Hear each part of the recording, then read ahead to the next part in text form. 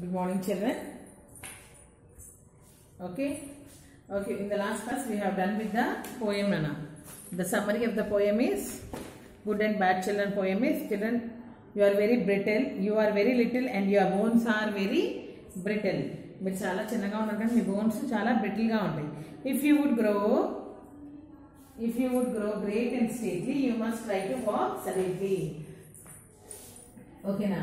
అంటే మీరు కరెక్ట్గా పెరగాలి. పెరగడం అంటే మీరు ఎలా సిస్టమేటిక్గా ఒక ఆర్డర్లో పెరగాలి. మీకు మంచి నేమ్ అండ్ ఫేమ్ వస్తుందని చెప్తున్నారు అనమాట. ఓకేనా?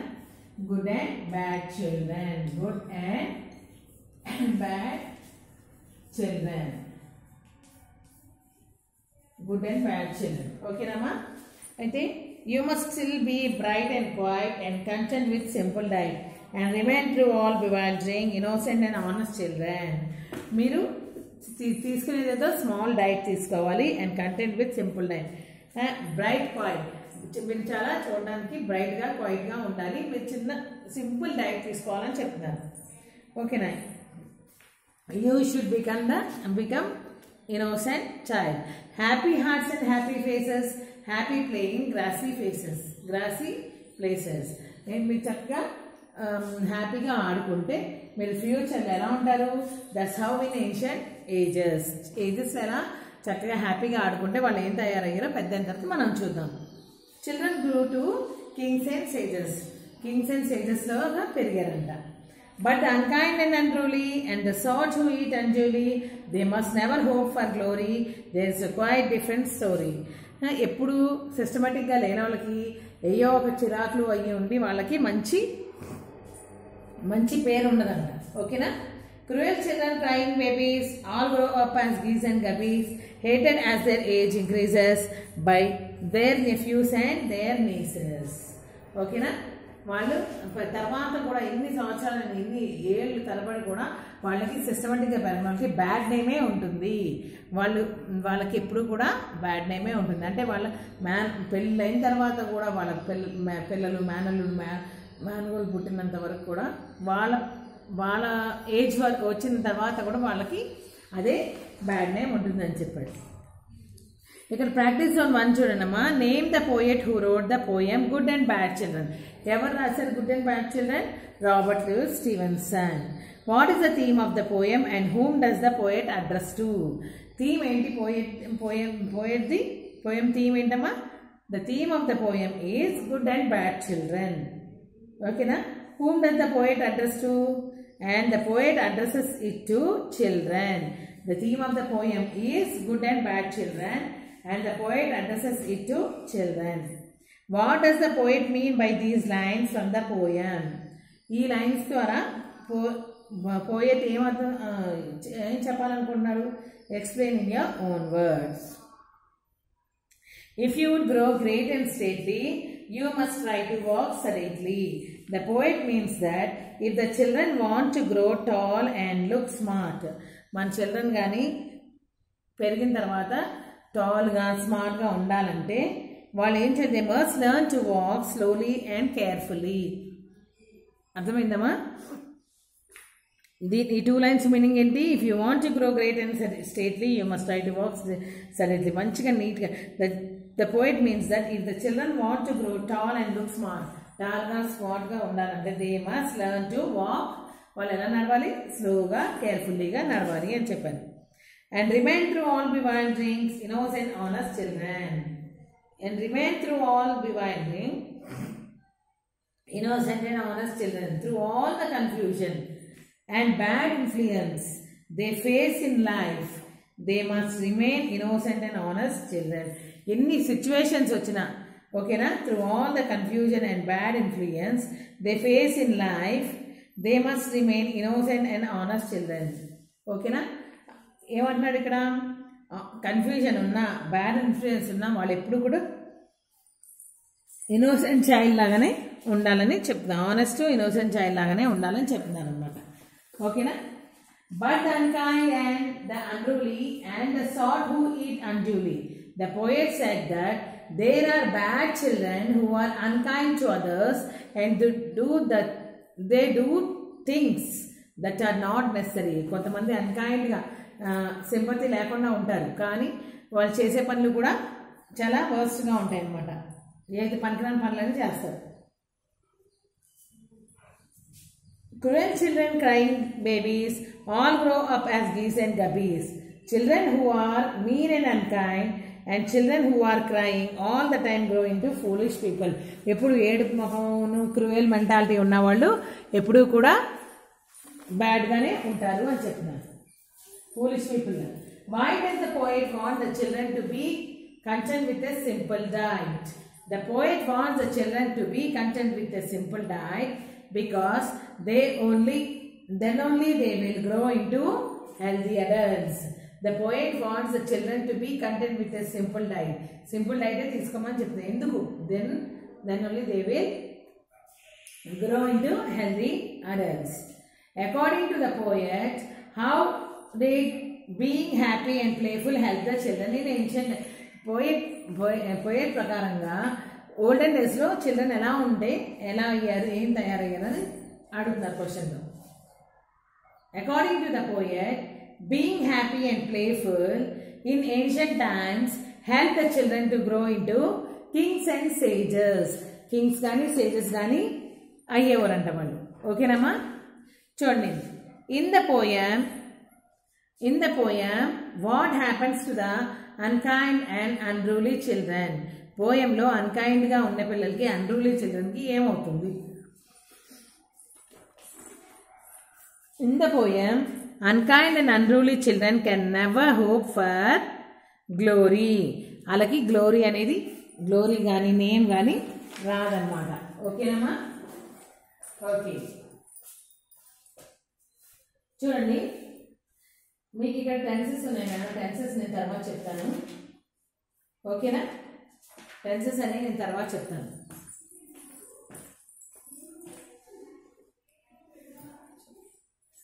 అయితే ఒక్కసారి రివిజన్ చేద్దాం నాన్న, రివిజన్ చేద్దాము. వర్క్ బుక్లో కూడా what did you like in the poem అని ఫస్ట్ క్వశ్చన్ ఉంది కదా. What did you like in the poem అంటే వీ షుడ్ స్టాండ్ సెలెక్ట్లీ అని ఎలా ఆన్సర్ చేస్తారు మీరు దాన్ని? వర్క్ బుక్లో first answer what did you like in the poem all of the what did you learn in the poem to be honest and రాసుకోవచ్చు. ఓకేనా? what did you like in the poem? poet ఏం చెప్తున్నారు పోయంలో చెప్పొచ్చు కదా. మనం ఎన్నో points చెప్తున్నారు. ఏం చెప్తున్నారు? మనం అన్కైండ్గా ఉండకూడదని చెప్పారు. ఇవన్నీ కూడా ఫస్ట్ ఆన్సర్ రాసుకోవచ్చు కదా. అన్కైండ్గా ఉండొద్దని చెప్పారు. We should take simple diet అని చెప్పారు. అయితే మీరు ఇందులో ఏం నచ్చింది మీకు అంటే good he has express the good habits of the children అని చెప్పాలి. ఓకేనమ్మా? నేను క్వశ్చన్ ఆన్సర్స్ పెడతానమ్మా గ్రూప్లో. ఓకే, ఒకసారి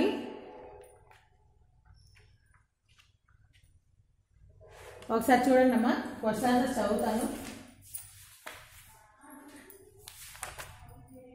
Name the poet who wrote the poem Good and Bad Children. ఎవరు రాశారమ్మా good and bad children? Robert Louis Stevenson. ఓకేనా? What is the theme of the poem and whom does the poet address to? The theme of the poem is good and bad children and the poet addresses it to the children. ఎవరికి address చేస్తున్నారు? ఆ poem theme ఏంటి? Good and bad children. ఓకేనా? Good and bad children. ఆ poem theme ఏంటి? Good and bad children అన్నమా. ఎవరికి చెప్తున్నారు? ఇది పిల్లలకి చెప్తున్నారు. What does the poet mean by these line from the poem? Explain in your own words. If you grow great and stately you must try to walk sedately. కరెక్ట్గా పెరిగితే మీరు కేర్ఫుల్గా ఉండాలి అని చెప్తున్నాను. ఓకేనమ్మా? మరొకసారి బ్యాక్ వెళ్ళండి నాన్న. సెవెంత్ లెసన్కి వెళ్ళండి. ద మ్యాజిక్ పిక్చర్లో ఒక్కసారి న్యూ వర్డ్స్లో క్వశ్చన్ ఆన్సర్స్ చదువుదాం. Accompany, magic picture, seventh lesson chapter 7లో 7. The magic picture. The magic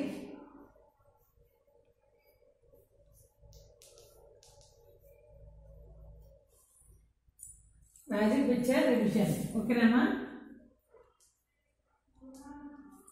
చూడండి the magic picture. A company to go with someone as companion or escort. To go with someone as companion or escort. Vainly without being successful. Vainly without being successful. And treated to beg or request anxiously. To beg or request anxiously. Faggots.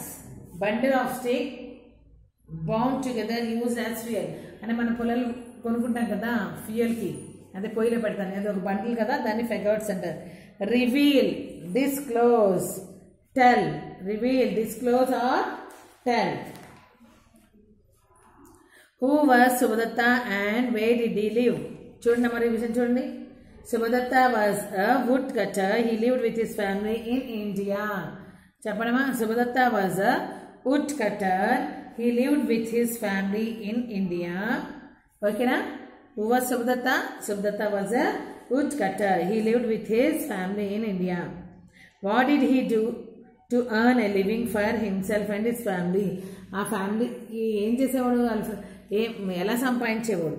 He used to go to forest near his house to get supplies of food to sell to his neighbor. పక్కన వాళ్ళకి అమ్మడానికి would తీసుకొచ్చి అమ్మేవాడు అనమాట. ఓకేనా? Why did he decide to go to deeper into the forest? ఎందుకు deeper into the ఫారెస్ట్లోకి వెళ్దాం అనుకున్నారు? Subhadatta decided to go deeper into the forest. Deeper into the forest because he wanted to find wood. ఎందుకంటే అతనికి fine would కావాలని చెప్పి forest లోపలికి వెళ్ళేవాడు అనమాట. What did he see in the new part of the forest while cutting wood? He saw 4 beautiful fairies in the new part of the forest while cutting the wood. He saw 4 beautiful fairies in the new part of the forest while cutting the wood. తను ఏం చేశాడమ్మా? 4 fairies ని చూశాడు. ఓకేనమ్మా? What way did the fairies suggest to Subhadatta? The fairy suggested that the Subhadatta should stay with them. అంటే fairies ఏమడిగారమ్మా? నాతో మీరు ఉండండి, మీకంటే కూడా మీ ఫ్యామిలీని మేము బాగా చూస్తామని చెప్పారు. మీరు ఇచ్చే వాటి కంటే కూడా ఎక్కువ ఇచ్చి మేము చూస్తామని చెప్పారు. Did Subhadatta agree to the fairies? Why? Yes, Subhadatta agreed to the fairies. Agree అయ్యాడు. ఎందుకు అయ్యాడు? He was so excited about the offer given to him by the fairies. చాలా హ్యాపీగా వచ్చిన ఆఫర్ని యూజ్ చేసుకున్నాడు. Where did Subhadatta get his food from when he lived in the forest? ఫారెస్ట్లో ఉన్నప్పుడు food ఎక్కడి నుంచి వచ్చింది? Subhadatta got his food from a magic picture. ఎక్కడి నుంచి వచ్చింది? Magic picture. What did Subhadatta take from the forest when he returned home? ఏం తీసుకెళ్ళాడు ఫారెస్ట్ నుంచి వెళ్ళేటప్పుడు? Subhadatta took the magic picture when he left the forest. Forest నుంచి వెళ్ళిపోయినప్పుడు ఏం తీసుకున్నాడు? మ్యాజిక్ పిక్చర్ అడిగాడు. What happened to the picture at the end of the story? ఆ స్టోరీ ఎండింగ్లో ఏమైంది పిక్చర్కి? ఆ మ్యాజిక్ పాట్కి ఏమైంది? At the end of the story, the picture has broken into pieces. What happened after the picture broke? Subhadatta felt bad on his foolishness and he returned back to his old way. But old ways అంటే ముందున్న జీవితానికే వచ్చాడు. But realized that he should never hide anything from his wife. వాళ్ళ wife నుంచి కూడా ఏది దాయకూడదు అనుకున్నాడంట. Which portion of the story did you like the most and why? I like the part where Subhadatta met the fairies. Where Subhadatta met the fairies. Okay నాన్న, ఇది ఒకసారి revision చేయండి నాన్న. ఓకేనా?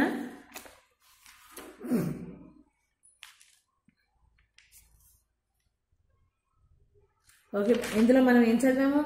కాన్సెప్ట్ కనెక్షన్ ఏంటంటే kinds of preposition, preposition of time, preposition of place, preposition of location, preposition of direction. అవునా? ఇవన్నీ చదివాం మనం. ఒకసారి రివిజన్ చేసుకోండి. Okay, yes. మనం నెక్స్ట్ క్లాస్లో ఈ క్వశ్చన్ ఆన్సర్స్ నేను పెడతానన్నా. నెక్స్ట్ క్లాస్లో మీకు గ్రామర్ చెప్తాను. నాకు కుదరలేదు ఇప్పుడు కూడా చెప్పడం. గ్రామర్ వర్బ్స్ చెప్పి నేను అప్పుడు టెన్సెస్ చెప్తాను. మీరు వర్క్ బుక్ కూడా కంప్లీట్ చేయండి. వర్క్ బుక్ ఆన్సర్స్ పెడతాను నాన్న. ఓకేనా? Okay, bye. Have a nice day. Complete your work నాన్న. ఓకే, మీరు రోజుకి 2 question answers read. At least 2 question answers for day in all the subjects అమ్మా. అన్ని సబ్జెక్ట్స్లో ఒక్కొక్క 2 క్వశ్చన్స్ చదవండి. మీకే ఈజీ అవుతుంది కదా. అన్నీ ఒకేసారి చదవాలన్నా మీకు ఇబ్బంది కదా. ఓకేనా? ప్రతి లెసన్, ప్రతి సబ్జెక్ట్లో 2 question answers, new words, 2 new words, 2 new words. ఇవాళ ఫస్ట్ లెసన్లో 2 న్యూ వర్డ్స్ చదవనుకో 2 క్వశ్చన్ ఆన్సర్స్ కూడా చదవండి. అదే వేరే సబ్జెక్ట్లో కూడా first 2 new words, again 2 questions. అలా చదివితే మీకు పోర్షన్ కూడా తొందరగా అయిపోతుంది. అలా ఏదో మేము చెప్పేస్తున్నామని రాసుకుంటా కూర్చుంటే జరగదమ్మా. ఓకేనా? నెక్స్ట్ క్లాస్లో కలుస్తానన్నా. కంప్లీట్ చేయండి. Okay, bye.